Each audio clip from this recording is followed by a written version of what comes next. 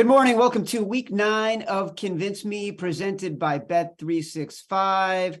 I am Chad Millman. I am joined by an incredible cast of characters. We've got a massive show. Don't forget, at the bottom half of the hour, we got the touchdown show with Gilles Gallant and Nick Giffen. Get all your anytime touchdown bets from those two. In this show, we've got a contest that can win you money. We've got fantasy start, sit, drop. We've got news from Darren Rovell at the Action Network news desk. We've got all the props. We've got all the spreads. We've got all the totals. Anything you want, we got it here on the show, presented by Bet365. Bet365 is the world's favorite sports book.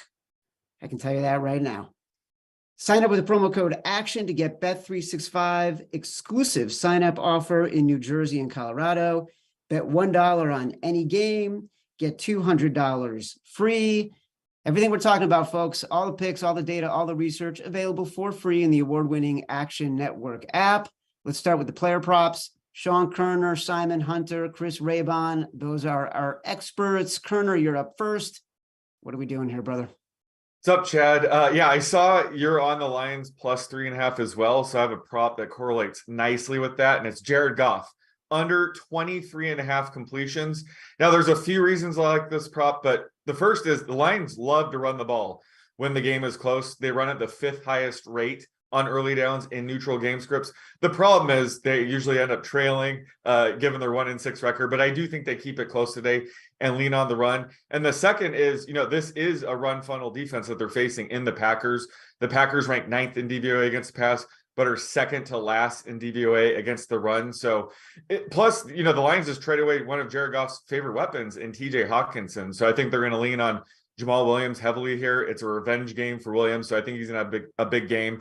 And the last reason is, the Packers play at a snail's pace, and it does limit the overall number of plays in the game. They've allowed the second fewest plays per game this season, which is huge when you're talking about a stat like completions that's, dependent on total plays.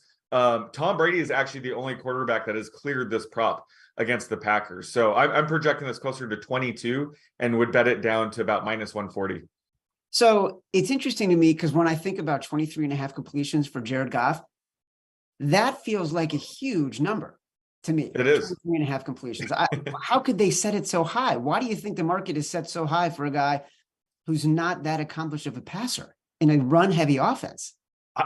This is why I like the prop. He has cleared this 3 times this year. Again, they've been involved in some blowouts where, he dinks and dunks it down the field. But this should be a close game. And like I said, the Packers just limit the overall number of plays. So this prop is way too high.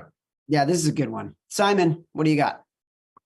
Chad, I'm going back to the well, the anytime touchdown. Travis Etienne, a guy who's really been taking off these last couple of weeks ever since they moved Robinson on. It's a no-brainer for me. It's still a number that's way too low by the books.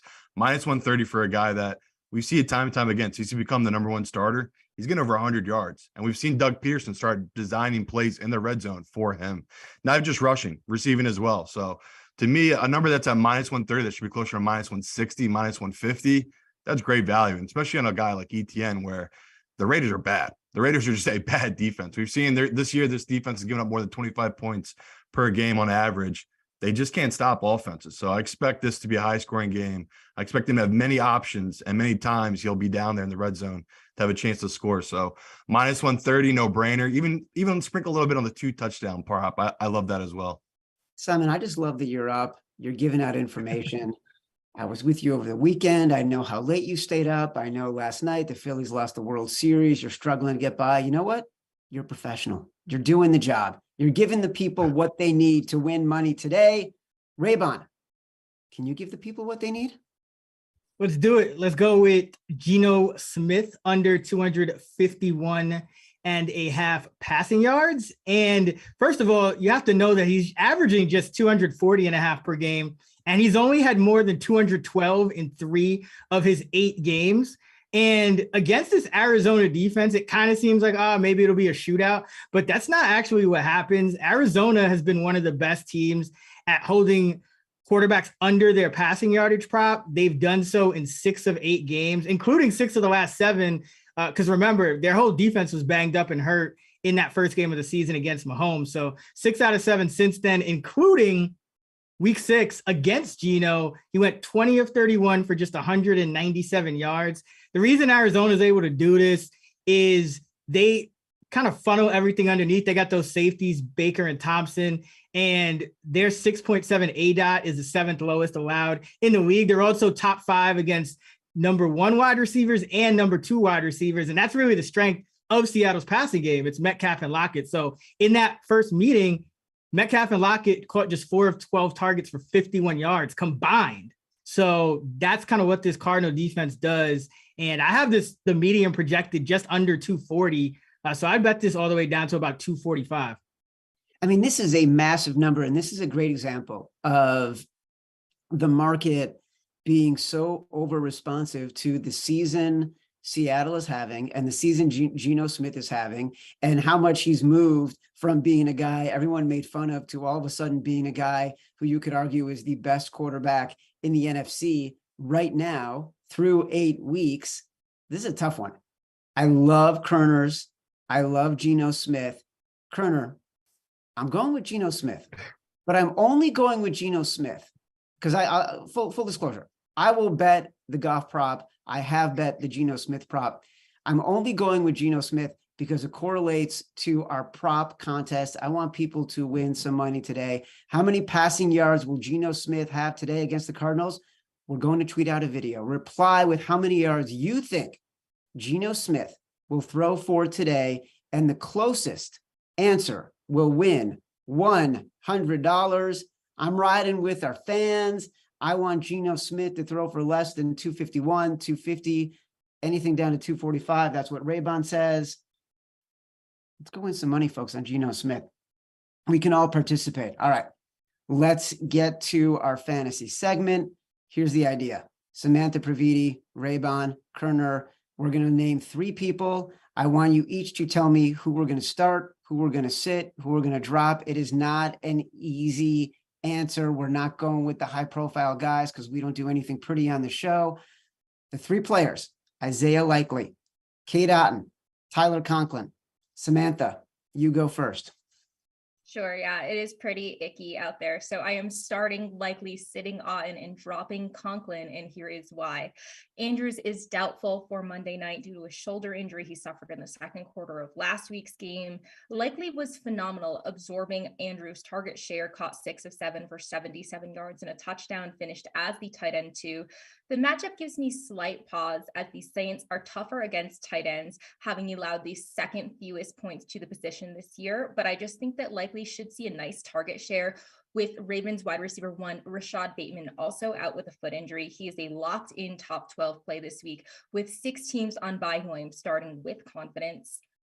And it's actually a prospect I have liked for a while. He's shown signs of life with Cameron Brate out, including against my Carolina Panthers, caught 64 yards. That was a season high for him. But a dud in week 8 against the Ravens, 2 catches for 15 yards. The Rams are below average in pass DVOA, but are no cakewalk against tight ends, having allowed the 3rd fewest fantasy points to the position this year. So I would sit him, but hang on to him for next week against the Seahawks, who are the worst team in the NFL against tight ends for fantasy.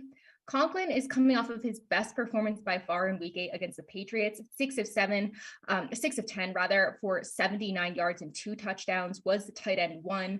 Understandably would be a tempting start, especially how lean the position is with Mageddon. But prior to that, he had not been startable since week 3 with Joe Flacco under center. Probably has the worst matchup of the trio against the Bills, who rank number 4 in pass DVOA according to Football Outsiders, and the worst QB situation opposite Zach Wilson.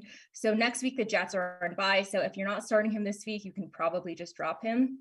And one little bonus note, I will say Foster Moreau, if Darren Waller sits, which seems likelier than not, Moreau would be a serviceable starter. I would still rank Likely ahead of him, but he was kind of just disappointing weeks 13 through 18 last year when Waller was out, was the tight end 25 on a per game basis, didn't find the end zone during that time. So, I mean, he might be a volume type play, but he seems kind of touchdown dependent. So if you are lean at the position, you could start him. Koerner, agree or disagree? I agree with starting likely. He's a talented rookie. And he's already proved, he could step up when Mark Andrews is out of the lineup. After Andrews left the game last week, he caught 6 passes for 77 yards and a score. So he's actually my tight end number 4 this week. So I am in love with him this week. And then I'm actually sitting Tyler Conklin. He is, he's back on the fantasy radar after a huge 2-touchdown game last week. However, I'm sitting him this week because this is a tougher matchup against the Bills. But it did get a bit easier with Jordan Poyer out, and it looks like Matt Milano's going to miss. However, he has Zach Wilson as his quarterback, so that's a huge crutch to have. He's my tight end 13. And then I'm dropping K. Dotton. I mean, he's seen massive playing time with Cam Brate out, but he's clearly behind Chris Godwin, Mike Evans, and even Leonard Fournette today in the target pecking order. So I don't think the volume's going to be there. And there's a chance Cam Brate will be back next week. So Otten's time is running thin here. He's my tight end 17. Like Samantha said, if Darren Waller is officially ruled out, which could be in a matter of minutes, and Isaiah Likely is unavailable, go run and pick up Foster Moreau. He would be my tight end 7 if Waller's ruled out. The level of Zach Wilson hate that has developed Well over the warranted. past month, man, I mean, the guy is terrible. There's no doubt about it. Just a dumpster fire right now. But it's just become so commonplace and such a joke that it just makes me laugh every single time. Raybon, of the 3, who do you start? Who do you sit? Who do you drop? Definitely starting Isaiah Likely. I got him as a top 5 tight end as well. He slots into that 90% snap share that Mark Andrews was having. I am sitting Tyler Conklin. And the reason is he's just better than Otten for fantasy, because Otten, you're not going to really do anything with him long term either. He's going to go back to being splitting work with Cam Brate or just being the second tight end. So Conklin's a starter, so I'd sit him, but Otten's the guy that I'll cut loose. All right, so K. Dotton, you're out, buddy. Rovell, let's get a news update. Yeah, the story of the day is the weather in Chicago, though it doesn't seem to be that much of a story. 20-mile-per-hour winds, and now by game time should be down to 12-mile-per-hour winds. But everyone's seemingly betting the game. Or pieces of it, like most bet props include 2 people in that game: Jalen Waddle over 68.5 receiving yards and Khalil Herbert 40.5 rushing yards. The most bet games by tickets: Vikings Commanders, just incredible. Obviously the Vikings on their run, Kirk Cousins coming back. Dolphins Bears, again, that game again is number 2. And then the most bet teams: Vikings -3, Dolphins -4.5, and Saints +2. But it doesn't, now that we're at 12 miles per hour, no rain, looks like it's probably closer to a non-event than what we thought. Look, that's really fascinating that we've got Vikings love coming in. Clearly the professionals are on the Commanders because that line has moved from 3.5 to 3. Simon, you and I loved the Bears in our podcast earlier in the week. That number has moved from 5.5 down to 4.5, even though all the money is coming in on the Dolphins. And you see with the Waddle prop, people are clearly expecting a repeat performance from what the Dolphins have done recently. So let's get to the spreads, because Koerner, germane to what Darren just said, kick us off. Yeah, Darren just mentioned that everyone's on the Vikings -3 here, so I like the Commanders +3. And the Vikings are just a good team to fade right now. They're 6-1, despite the fact they've been outgained by an average of 37 yards per game this season. They're also 3-0 in one-score games, which means, the public perception of them is going to be a bit tad high considering their 6-1 record. And ideally, the Commanders, get to an early lead or keep this close. However, even if the Vikings do build up a decent-sized lead, the Commanders should be able to claw their way back. They would be a good in-game bet in that scenario because the Commanders have a very good run defense. They rank 2nd in DVOA, so the Vikings offense gets into a run-heavy game script, they'll likely stall. And then the Vikings defense would probably allow the Commanders to get back in the game. They're terrible against opposing number 1 wide receivers. They rank dead last in DVOA. So Taylor Heineke and Terry McLaurin could take advantage of that and be one or two big plays away of getting right back in the game. So I like all scenarios in this game where the Commanders keep this close. And this should be closer to pick 'em according to my power ratings. So I love the fact that we're getting a key number in 3 here. Wow, that's a huge amount of value based on that alone. All right, Simon, what do you got? Yeah, just to touch on Chad, there has been a lot of movement. Again, I'm about to talk about the line moved. We sent it out last night. The line I woke up was moved, but the big reason is people keep asking about it. It's not that it's just specific professionals. It's the fact that you had a weekend of the World Series, you had the Breeders' Cup, you had college football that had a huge game, right? And that Tennessee Bama matchup. There's a lot of money at books this weekend. Like a lot of rich people were betting, traveling. That's just not all pro that's moving a lot of these numbers. Like you're seeing big bets coming in on some of these games today. So the game I picked this week, it moved. I liked Atlanta +3. It's down to 2.5. Still like it, right, Chad? We talked all week about this matchup. It's a simple fact. We expect Atlanta to run the ball against a weak Chargers run defense. They cannot stop the run. Even better, Cordell Patterson's back this week, which to me is a huge deal. Like he's a guy that he can turn 2 yards into 50 to 60. He's a big play running back, which is something Atlanta, they've been lacking, right? They have guys who can move the ball. They're not breakers. They don't break off big runs. You know, a big run for them would be 20 yards. Cordell Patterson is that big breaker to me. So looking at this matchup, Atlanta offense versus a really bad Chargers defense, and you flip it to the other side, the Chargers are down their top 2 receivers. Mike Williams, Keenan Allen, that's a big deal to a guy that, you know, Herbert likes to throw the ball up to his big receivers, and they usually come down with it. He doesn't have that. All the guys in here are small, speedy guys. I don't like that with Herbert. Herbert, we've seen it time and time again. He's too inconsistent for that kind of playing style at receiver. So to me, big game for Atlanta. We've seen the number fluctuate, right? They touched 3.5. The pros hammered it. Dropped down now from 3 overnight to 2.5. That gives you a little bit more confidence, right, when you're betting that number. So still like it at 2.5, but if it hits 2, I'd probably just end up going the money line at that point. But at 2.5, I'd still take that number. All right, well, you answered my question. I was going to say, at what point do you just bet the money line? You said at Atlanta +2. Atlanta's been a covering machine all season. We've seen it. Raybon, this is a tricky one. Tell people what you're thinking. I'm going Carolina +7.5. It's not very tricky to me. You have Cincinnati on short rest without their best receiver, Jamar Chase, their best run defender, DJ Reader, and their best cover corner in Chidobe Awuzie. And first of all, when you look at Cincinnati's offense, as we saw on Monday night, it's completely different without Jamar Chase. Joe Burrow averages 10.3 yards per attempt and a 9.7% touchdown rate, throwing to Chase, 7.6 yards an attempt and a 4.5 touchdown rate. So more than cut in half, throwing to everybody else. Higgins, Boyd, Mixon all become less efficient without Jamar Chase on the field. And you still have that offensive line that's given up the second most sacks. You have to go against Brian Burns. You have to go against Derek Brown in the interior. And J.C. Horn is back in the lineup. And he allowed just 46 yards this year on 19 targets and over 200 snaps. So without Chase, you could put him on Higgins and really make this Cincinnati offense struggle. Carolina's also 7th in run defense. So, Cincinnati's not really going to be able to lean on their run game without him. And then when you flip it over, Cincinnati was top 5 against the run with Reader in the lineup in weeks 1 to 3. Since they're bottom 5 against the run. And now DJ Moore's finally waking up, averaging over 70 yards a game with PJ Walker. And you don't have Awuzie, who was one of the best corners in the league this year.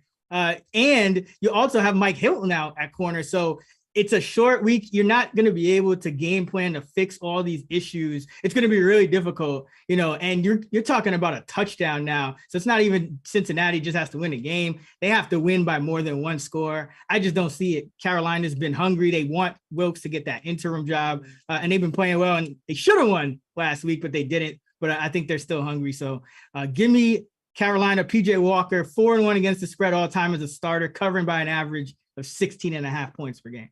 Well, look, that'll make superfan Samantha happy. Simon, you and I have talked about this game all week on the podcast. You feel differently. Explain. Well, number one reason, Chad, he likes the Carolina too, Chris. So you should know right away that bet is dead. That bet is absolutely dead. Oh man, it's over. It's a wrap. No, I honestly hear everything he's saying. That's what I might get caught here, where I didn't adjust enough to Jamar Chase really affecting this team, because clearly that's a big deal, right? The guy is an all-pro receiver. He's Joe Burrow's favorite safety blanket. Anytime he's in trouble, he just throws it downfield to wherever Chase is, and he goes and gets it. So I might be stepping in it, but PJ, he's looked well. He's played well. This is the game, right? This is where he just legit has a meltdown, throws 2 picks, turns back into that backup quarterback that we kind of all think he really is. So I love the story. I love that game against Atlanta. That's just too much for me, right? They just had a huge meltdown loss against, you can't blame their kicker, but can we blame their kicker? I mean, this guy literally lost. Of course we can blame Yes, their I think the answer is yes. And then you go on the road now playing a Bengals team that just got blown out, embarrassed on national television. I just expect as a man, the Bengals defense will step up and really dominate PJ. But everything Chris just said is true, man. They're down 3 really important key pieces. So I had a ton of confidence early in the week. Now it's like, man, I got to just maybe end up buying out of this or just let it ride, because I don't know I can't back Carolina, but I'm scared on this Bengals bet. I'm not going to lie. Well, listen, the answer is Commanders +3. That's easy. Simon, I know you love the Commanders +3 too. Oh, yeah. And the move on the Falcons, if we're going to do this in the spirit of the show right now and bet the number that's available, I like the Commanders +3. Raybon, I'm seeing +7 now on the Panthers. I'm assuming you would continue to bet it down to what? 6. Okay, so we'll take the Panthers down to +6. I like that one too, but I like the Commanders a little bit more. This to me is about a Vikings team that are just way overrated. Darren Rovell, give us some more news, my friend. All right, Chad, let's talk to you about a little the overs and the unders. Dolphins Bears, again, that game where it doesn't appear like there's weather. Kind of strange, as neither team is that lopsided to overs and covering overs. Packers Lions also 49.5. Lions are the best over team in the NFL. Packers are 3-5 to the over. Best unders, most bet unders: Chiefs Titans 46.5, Bills Jets 46, and Patriots Colts 40.5. You knew that was going to happen. Colts are the under team of this year. We have a poll. But let me just give you the ad first. Convince Me is presented by Bet365, the world's favorite sports book. Sign up with code ACTION. I won't spell it this time because I spelled it last time and you made fun of me. We assume that our viewers know how to spell action. Bet with Bet365 in New Jersey, Colorado. Bet $1. Get $200 free. Anytime touchdown score. Hold on. It's not time for the poll. We're doing the poll after the total segment. Okay, go ahead. Do the total. Okay. Let's do the totals. Koerner, kick us off with some totals. Well, as you know, Darren just mentioned, ton of action on the over in the Dolphins Bears game. So I like the under 45.5. I guess it makes sense why people will be on the over. Both of these defenses rank outside the top 25 in DVOA. However, the Bears run heavy offense isn't really equipped to take advantage of the Dolphins pass funnel defense. The Dolphins rank 29th in DVOA against the pass, but are a top 10 team against the run. So they seem equipped to, slow down the Bears. Plus, bring in, edge rusher like Bradley Chubb should help the secondary. The Dolphins have only generated the 4th fewest pressure this season. So that with that going up, that's going to take some of the pressure off the secondary. So I think they're going to improve going forward. And on the other side of the ball, the Bears defense has been at least respectable against the pass. They rank 18th in DVOA, but they have struggled against the run. They rank 28th. So I expect the Dolphins to lean on the run more here, especially, we should see, 15-mile-an-hour winds at Soldier Field. So it's just enough maybe to run an extra couple run plays. And it's also worth noting that as good as the Dolphins offense has looked at times this year, last week was only the second time they've scored more than 21 points. And it was against the Lions, who have let every single opponent this year score over 21 points. So this game sets up to be a little bit more lower scoring than I think the public realizes. I'm projecting this closer to 44 and fading the public here. This was an amazing stat. And I think you said 45.5. It's actually up to 46.5 now. So you're getting better value than what you're offering. The Dolphins have seemed like one of these teams that have just been lighting it up. And Darren mentioned Jalen Waddle, player prop, being one of the most bet, his over 68.5 receiving yards. That is just a signal of how much the market thinks the Dolphins are an offensive juggernaut. So the fact you're saying they have scored more than 21 points this season only twice and one of those was last week against the Dolphins. That is stunning to me. That Koerner, that's convincing.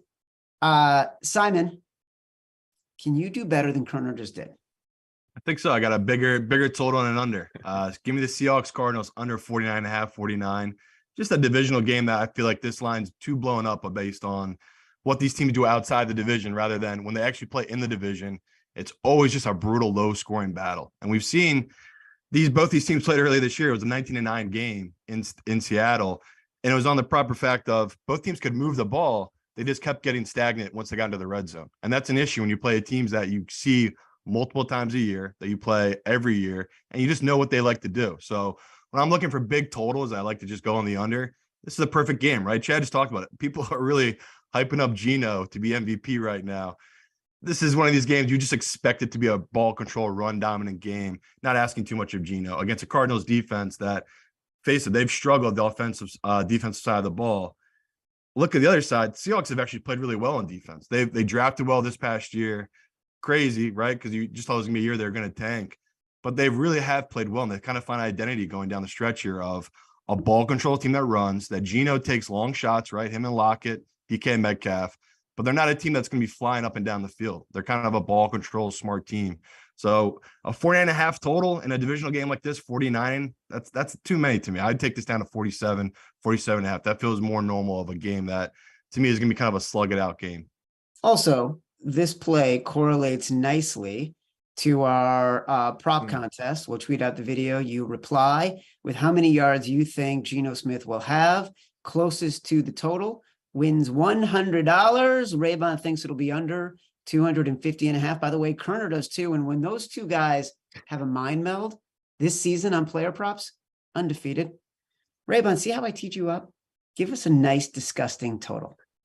Let's go with the best offense in the league to go under. I'm going Bills Jets under 46 here. And what's crazy is the Bills unders have gone 6-1 this year. The one that didn't only went over by a half a point. And they have not faced the defense as good as the Jets. The Jets are 8th in defensive DVOA. They are the best defense that the Bills have faced yet this year. So, everyone kind of thinks of the Jets as this team that's still bad, but this Jets defense really talented. Quinnen Williams, you got Sauce Gardner and DJ Reed playing at a top 5 level. So you're going to be able to at least contain Stephon Diggs and Gabe Davis. And on the other side of the ball, this Jets team, everyone's kind of piling on Zach Wilson. I agree. But when you look at the Bills and what they've done versus teams like the Jets, who are outside the top 20 in offense, they faced 3 opponents outside the top 20 in offense. They've averaged 6.7 points a game against the Bills with a high of 10. So I don't expect the Jets to do much here. Breece Hall was one of their best offensive weapons. He was averaging 5.8 yards per carry.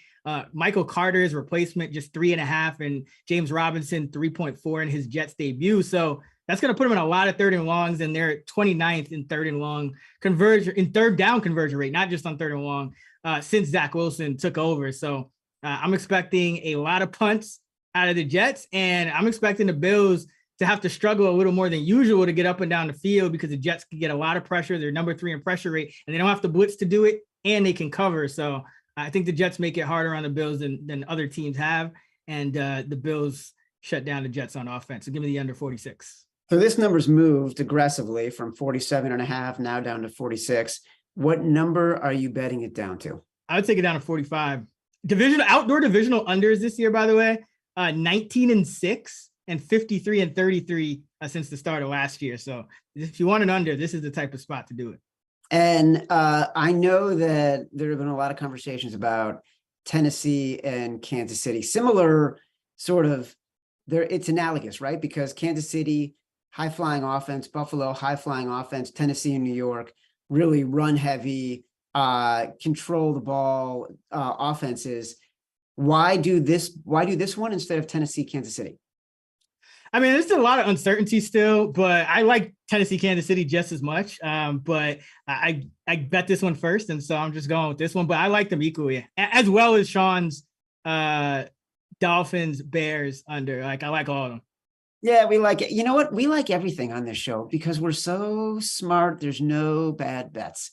That's how I look at it. That's why I end up betting every single bet on this show.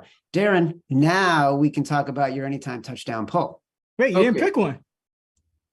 Oh my God, you're right. I didn't pick one. Wow. Oh my God. You haven't been Raybon. convinced. I won't Thank you. talk about my poll. Thank you for reminding me. The problem is I like all of them. I'm going with Simon because I do like just a little bit of the safety at the 49.5. Mhm. And I like the way it correlates with what I'm already thinking about Geno Smith and how Kenneth Walker has been playing. I think this is a great opportunity for the Seahawks to play slow and control the ball as much as they can. I like the Seahawks at +2 also. That number has moved, but I'm going with Simon under 49.5. Thank you, Raybon, for reminding me. It's karma for me having to remind Darren. Darren, please give us a poll. And after 2 false starts and 20 yards of penalty, 10 yards of penalty, You're the Tennessee Volunteers of this show. we right, exactly. Yeah. We now that we're 3rd and 45, let's do this. Who is your pick for anytime TD scorer in Sunday Night Football? Travis Kelce -120, Derrick Henry +100, Juju Smith-Schuster 175, and Jerick McKinnon +200. People like Derrick Henry at +100, 48% of the vote. Travis Kelce, 39% of the vote. I feel like most of the public just want something that they feel is guaranteed and they don't like to take the shot. Public doesn't know anything. They need us to tell them what to do, and they will get Gilles Gallant and Nick Giffen telling them what touchdown props to bet as soon as we wrap up here. Quick round robin. Koerner, it can be any one of these touchdown bets that Darren just named or your own, the one touchdown bet you love. Yeah, I'm going with a different Chiefs back, Isaiah Pacheco +230. He got the start in week 7. Should unleash him here after the bye. Should be a run heavy game script. Plus he's a home run hitter that can score from anywhere on the field. Simon? Yeah, I'll go with Travis Kelce. Just like the matchup for him that anytime you don't think he's going to score, he usually does. It's just Travis Kelce in the red zone. It's kind of what he does for this team. Raybon? Give me Juju. I like the matchup for him on the inside. All right.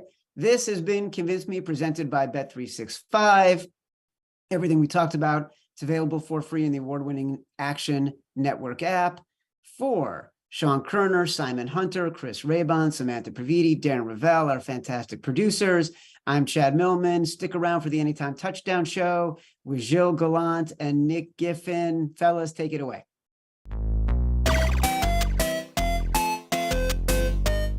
Thank you, Chad, and the whole Convince Me crew. Great show as always. And now, welcome to the Touchdown Show on the Action Network, presented by Bet365. I'm Gilles Gallant. I'm joined every week by my man, Dr. Nick Giffen. Now, Nick, the guys that Convinced Me just closed the show. They were discussing an anytime touchdown poll that was put out by our own Darren Rovell, and it was specifically for Titans Chiefs. And a lot of the usual suspects, rather, in this poll, you had Travis Kelce, Derrick Henry, then you have Juju Smith-Schuster and Jerick McKinnon. And the voting results kind of shocked me because I thought the public was going to be all over Travis Kelce in this spot. I thought he was going to get like 60% of the vote.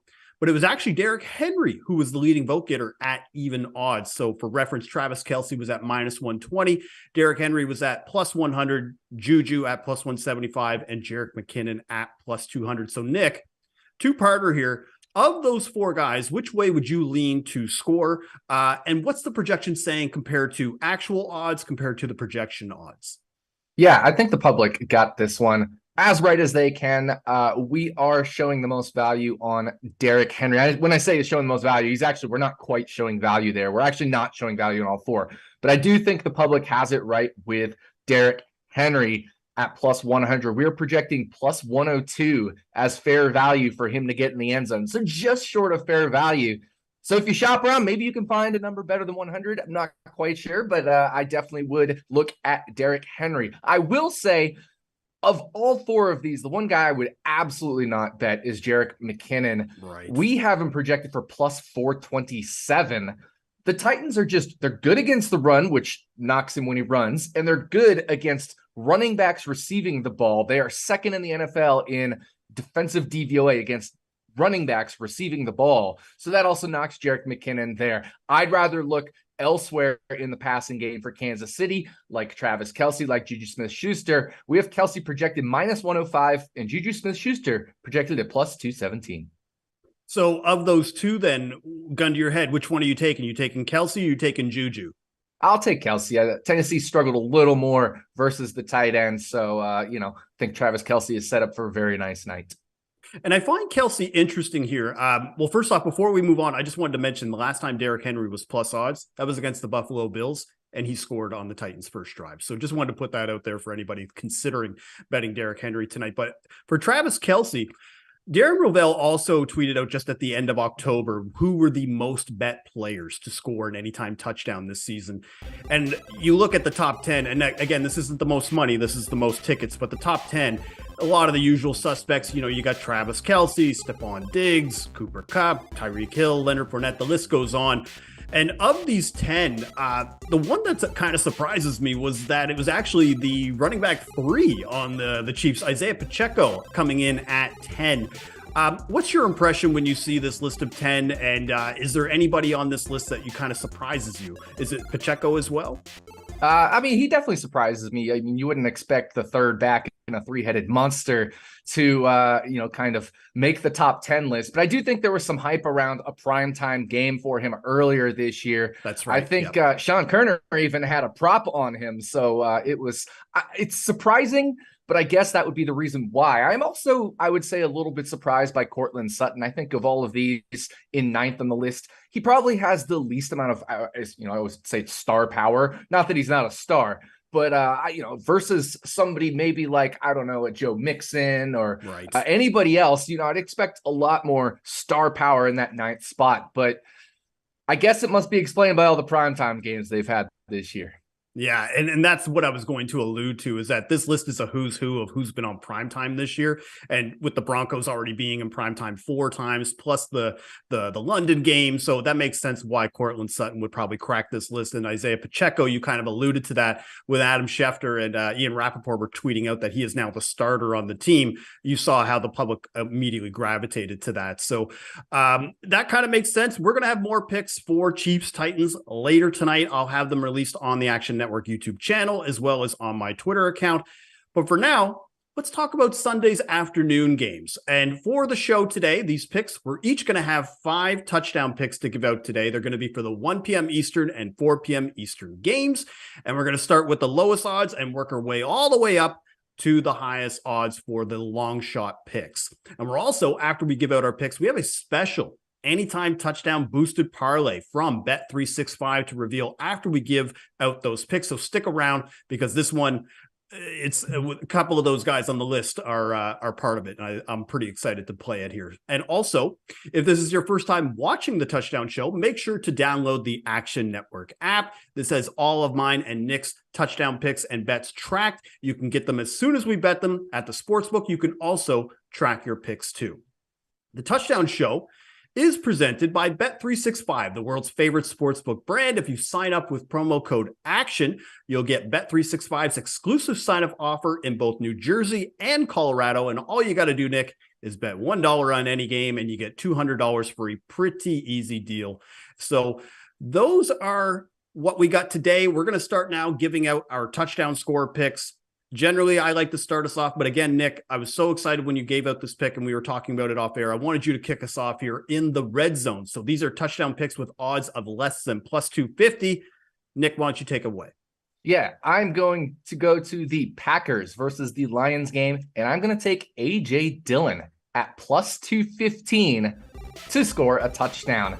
Now, I really like this because we get to attack this Detroit Lions defense. They're dead last in basically everything. And one really important metric to me, which I use as part of our Action Network luck rankings, is something which I call expected score. Now, I don't want to get that confused with an analytics metric called expected points. So to rename it, I've called it expected score. But my model basically says, based off every play that happens on the field, what should the score have been at the end of the game? And, well, the Detroit Lions are dead last in the NFL in expected score allowed. They're also, down there in actual score allowed as well. But in expected score, which I think is the most true metric of performance, they are expected to give up 32.1 points per game through the first 7 games they have played this year. That is monstrous. So we get to attack this terrible Detroit Lions D. We also get to see that AJ Dillon, while he has seen a small percentage in snap count drop over the past few weeks, somewhere around 5 to 10%, he's still in that 40+% range. He is still on par for the season with Aaron Jones for red zone carries. Aaron Jones has 10, AJ Dillon has 9. So it's basically 50-50. Pretty much. Jones actually trails inside the 5. So Dillon leads Jones by a 2-to-1 metric and rushes inside the 5. Hopefully we'll get a few more rushes inside the 5 against this Lions defense.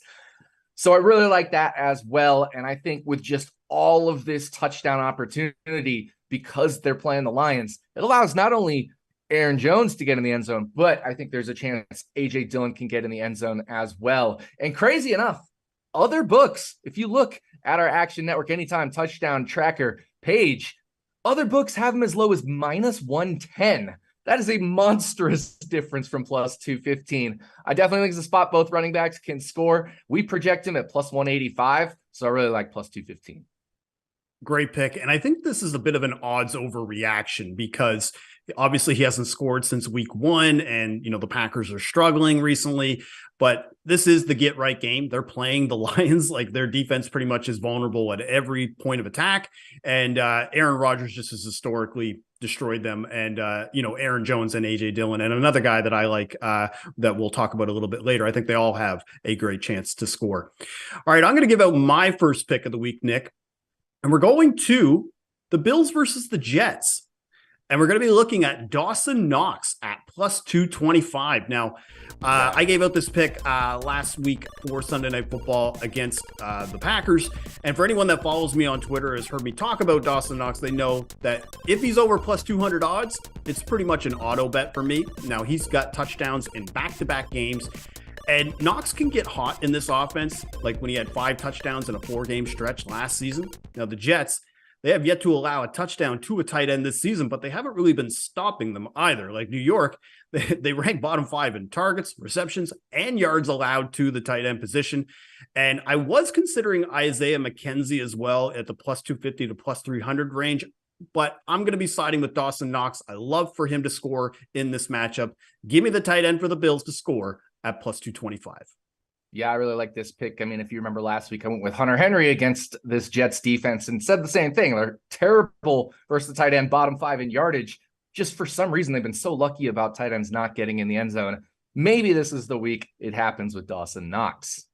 All right, so Gilles, I'm going to go back-to-back here, and I am going to do 2 more picks here in the red zone because I'm loaded up on red zone picks today. Yeah. So my first of those 2 is Kyler Murray +225 in this Seahawks versus Cardinals game. Now, you remember these 2 teams earlier this year. I think I had, or the 2 of us combined had 3 or 4 touchdown bets from them. It was not very successful. They played to a 19-9 stinker. Well, per my expected score metric, and I'm going to go with that, it should have been a 24-19 game. They just had a lot of bad luck scoring, so that makes me feel, I guess, a little better. Not really. I mean, we lost plenty of bets. But, it's all right. So we should see higher scoring this time is the point. In fact, Seattle defense actually, behind the Lions, has the 2nd highest expected score against per model per game.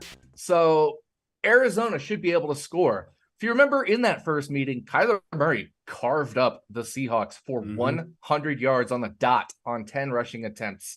And now I think they'll be able to move the ball better, have more scoring threat, open the field more, because they didn't have DeAndre Hopkins in that first game, and now they do. This is Kyler Murray's longest odds since the start of 2021, +225. You got to grab that number on Kyler Murray. We project this just over +200. So big value on Kyler Murray. And again, I just like the fact that it's his longest odds in like a year and a half. Yeah, and I think the big thing, too, why it's a good spot to look at Kyler is because of Hopkins and just his presence and how it floats all boats. Like we saw it last week when I hit the Rondale Moore touchdown bet. Even Nuke scored against that Vikings secondary. Playing against the Seattle Seahawks defense. Again, the Seahawks defense, they look really good as the eye test, but then when you actually look at the numbers at the end of the day and you see how much yardage they've given up and just some of the games that they've been in, these shootouts, I'm not sure if they're, I don't want to call them overrated, but I just don't think that there should be as praised as maybe as like we're talking about the Legion of Boom here. So I love Kyler at this spot. And so what's your next pick then for the red zone, Nick? Yeah, I am going to the Bengals versus Panthers. I'm going to the tight end position, Hayden Hurst, plus 240 to get into the end zone. The first thing I really like about Hayden Hurst is he has a very high route participation at 77.7% of all the routes, of all the passing attempts and dropbacks that Cincinnati has had. 77.7% routes when he's been on the field. That's pretty awesome. So a lot of route participation. And then with Ja'Marr Chase out, Ja'Marr Chase suddenly vacates a boatload of red zone targets. And that's got to go somewhere. So why not to Hayden Hurst, especially in this matchup versus the Panthers, where the Panthers do struggle versus the tight end. They rank 29th in defensive DVOA in covering the tight end position. So you got a guy who's running routes, and now one of the star receivers is out. That means the targets are going to get condensed, and then you got a great matchup. I really like this. Hayden Hurst actually had similar odds. He was like plus 230, plus 240 in the first couple weeks of the year when Ja'Marr Chase was still in the lineup. So we haven't even really seen a massive odds adjustment down for Hayden Hurst here because of the fact that Ja'Marr Chase is out. The Panthers do also allow a lot of scoring. They allow the fourth most expected points per game. Expected score per game in my model. So I'm just targeting really bad defenses and really good offenses this week so far with my first three picks. We project this fair value plus 225. Yeah, Hurst has really emerged in this offense. I think there was a lot of hype for him when he started off, when he was drafted by the Ravens. And then we thought with going to the Falcons that was going to be his place where he could flourish. And then they take Kyle Pitts. So that pretty much made him the odd man out. But playing in this Bengals offense, especially with the pass attempts like Joe Burrow, despite not having Ja'Marr Chase even last week, this kind of feels like maybe a little bit of an overreaction to the beatdown from the Browns last week. But playing the Panthers and being able to play them at home, I think this is a great spot. So let's move over now to the midfield bets. So these are touchdown picks with odds between plus 250 and plus 500. And this is where the majority of my picks are this week. And we're going to go back to the Packers and Lions, as I alluded to. And I'm going to be looking at the tight end spot here. I'm going to be taking Robert Tonyan at plus 260 to score against the Lions. Now, the Packers passing game, I think it's fair to say they've struggled this year. Kind of feels like a get right for game for them playing the Lions, especially for Tonyan. Now, Tonyan, he's second on the team in targets and receiving yards. And it's also very encouraging that he's routinely playing the most snaps at tight end for the Packers. Like, you could maybe make a case for Mercedes Lewis, but Mercedes Lewis is mainly out there for blocking. He might get one target per game. Now, Tonyan, he's only got one touchdown this year, but he's done pretty well versus the Lions. Once he became a starter in 2020, which feels like a lifetime ago, but again, it was the time of when he kind of emerged in this offense. He's scored now in 3 straight games playing against Detroit. And the Lions, you kind of alluded to it, not really stopping anybody these days, especially tight ends. Like they've allowed 5 touchdowns to the position in 7 games.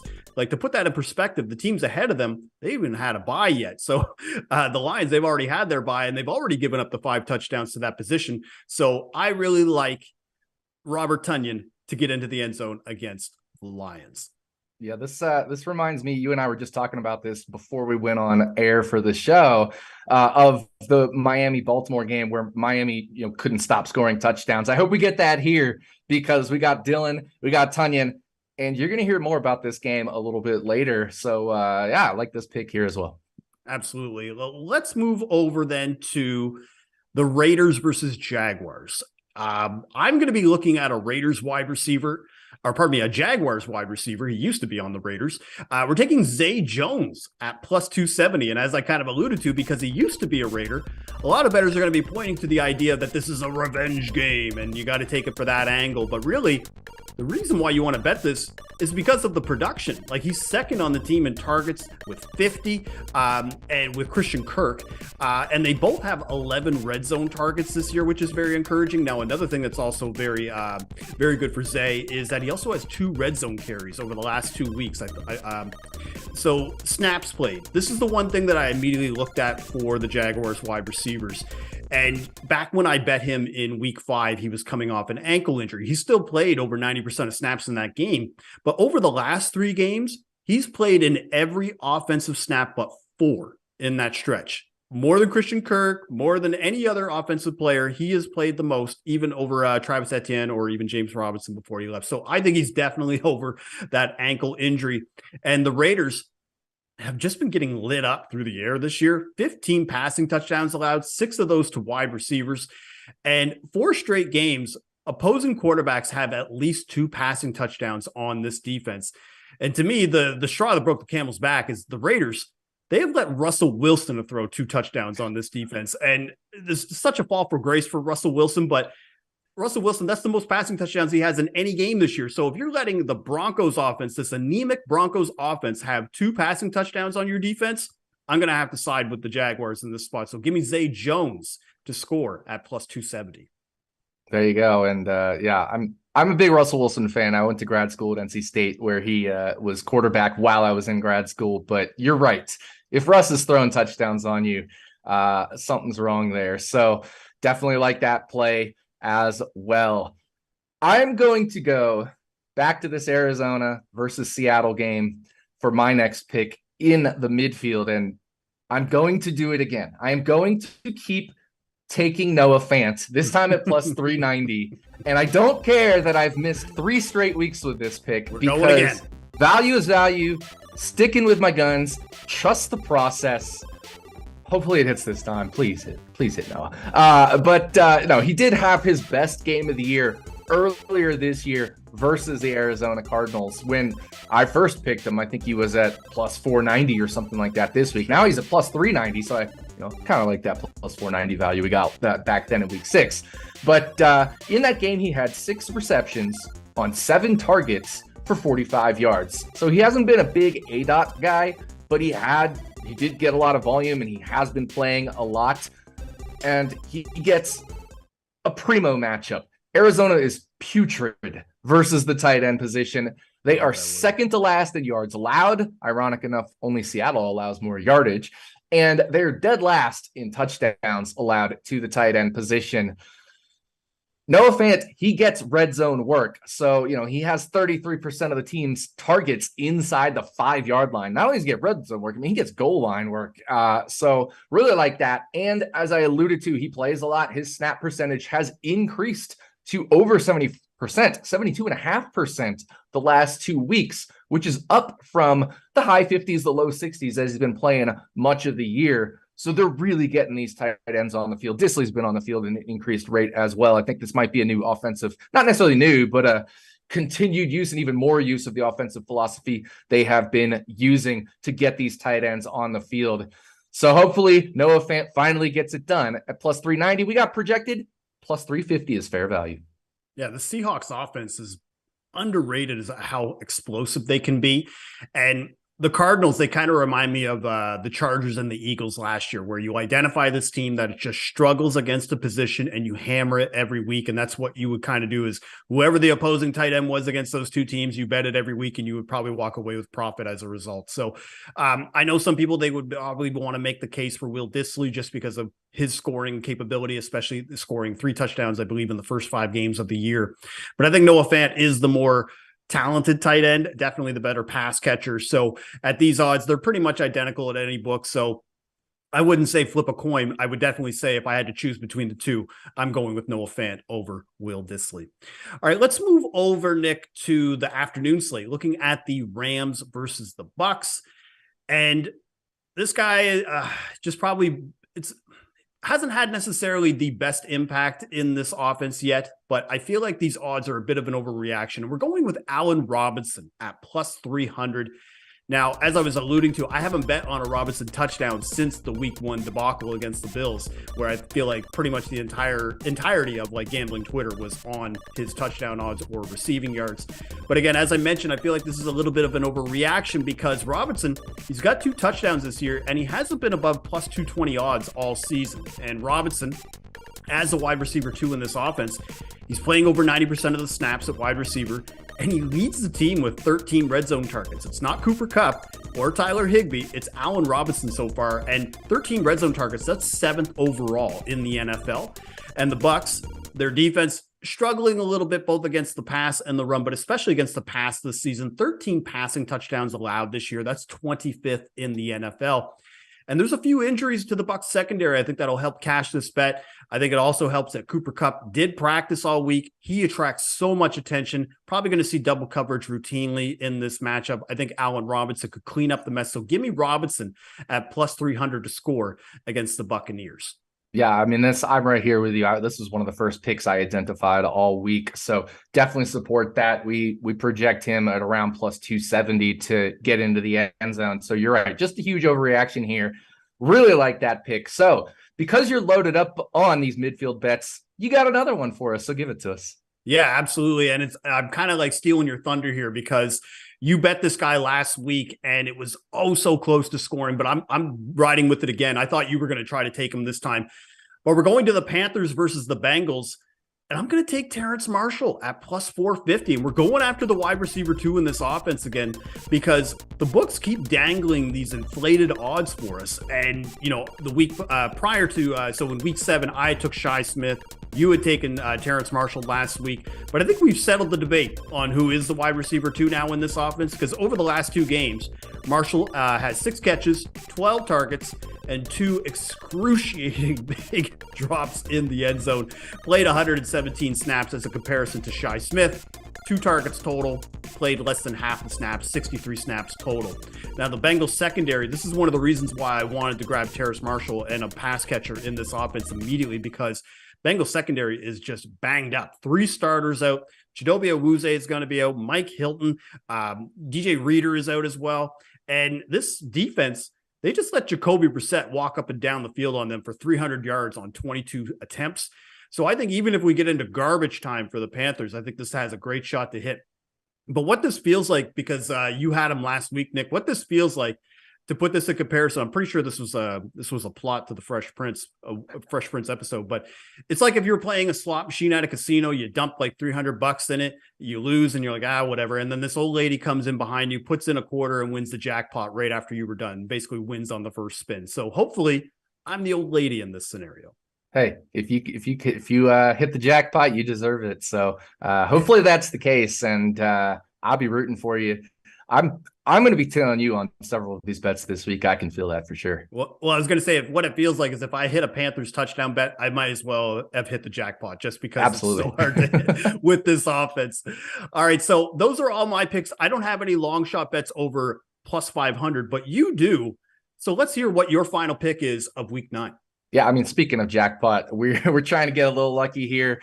We're trying to get especially lucky because I think people might be a little scared of this bet. I'm going to go Tua Tagovailoa plus 650 to get in the end zone in this Dolphins versus Bears game. And you're telling me, really, you're going to pick the guy that got concussed not once, but twice in like back-to-back games and one like very high-profile concussion, which was on primetime game, right after there was some controversy about whether he should have come back in the game the previous week.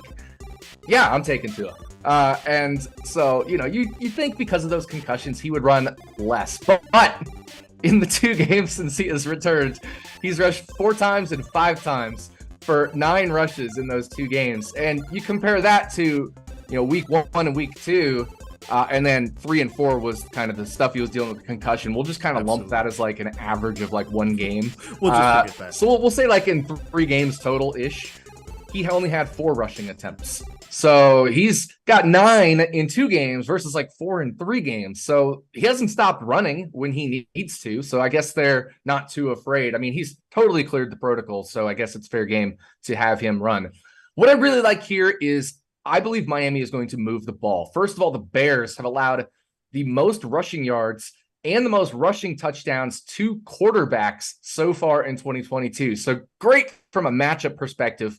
Great from a move the ball perspective. Miami is 7th in yards per game offensively, while the Bears are 26th in defensive DVOA. So while they haven't allowed a ton of yards, it's because they play at a slower pace. Teams have, gotten fewer plays against them. But Miami absolutely should be moving the ball in this game, which means if they're moving the ball, they're getting it down close to the red zone, to the end zone more.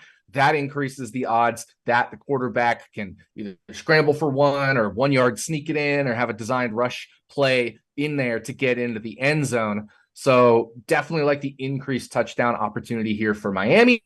Projecting Tua at plus 615, fair value. So yeah, I'm going to do it. I'm going to roll with Tua Tagovailoa for a touchdown as my long shot bet for week 9.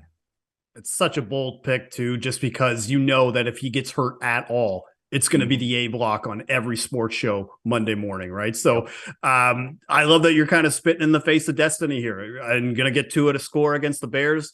It's a bold pick, but I love it, especially in the long shot scenario here. So let's recap the picks that we've got. So my 5 picks this week, we got Dawson Knox at plus 225, Robert Tonyan at plus 250, Zay Jones at plus 270, Allen Robinson at plus 300, and we're going back to the well with Terrace Marshall at plus 450. And your 5 picks this week, you've got A.J. Dillon at plus 215, Kyler Murray at plus 225, Hayden Hurst at plus 240, and then another tight end, Noah Fant, at plus 390, and finally, Tua Tagovailoa at plus 650. So those are our picks for week 9. Now here comes the fun part, Nick. This is the Bet365 Anytime Touchdown Boosted Parlay. So we can finally unveil what this is for week 9. And this week, it's Aaron Jones and Austin Eckler. And prior to the boost, they would have been about plus 200 if you had parlayed those two. Now they're being boosted up to plus 260, which I think is a great price here. Just for some context, like Aaron Jones, if you're just looking at touchdown odds this week, he's the biggest fave on the board at minus 150. Now, he has only scored 1 rushing touchdown this year, but 10 red zone carries, as you alluded to earlier, and 2 receiving touchdowns. And historically, Nick, he has murdered the Lions. 7 touchdowns in the last 3 games versus Detroit. And the Lions, they've given up 11 rushing touchdowns this year. So very good chance that both him and A.J. Dillon are scoring this week. Now, Eckler, that guy's just on another planet. Like, first 3 weeks, no scores. And in the last 4 games, he's scored 8 touchdowns. And the Falcons, they've allowed 8 touchdowns to running backs this year. They give up the most catches to running backs this year as well, which is right in Eckler's wheelhouse. A lot of injuries to the Chargers. Now, both of these, Nick, seem like ideal matchups. But tell us more about where the odds edge is and what we're getting and how your projections stack up for why this is a good boosted parlay. Oh man, we are showing some odds value on this one. And yeah, I like both of them, but that Eckler one especially is monster value, especially with Mike Williams out now. That, again, condensing where the targets are going to go. Definitely like this. So our odds projections, which again, powered by our director of predictive analytics, Sean Koerner. Our man.